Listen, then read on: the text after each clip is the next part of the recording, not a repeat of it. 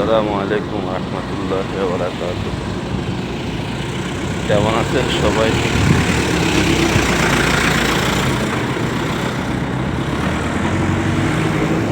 আমরা মিডল ইস্টে যারা আছি তারা ভালো নেই। ভালো না থাকার একমাত্র কারণ হচ্ছে প্রচণ্ড গরম, যেটা বলে বোঝাতে পারবো না। এত গরম আমার মনে হয় গত 10 বছরের মধ্যেও পড়ে নাই। এত গরম, রোদ্রে খাঁ খাঁ করতেছে, প্লাস টেম্পারেচার এত হাই, 5 মিনিটের জন্য বাইরে আসা যায় না। কর্মস্থলে এসিতেও কাজ হচ্ছে না।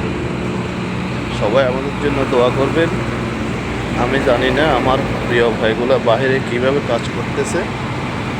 সবাই সাবধানে কাজ করবেন। সবার জন্য শুভকামনা। আসসালামু আলাইকুম।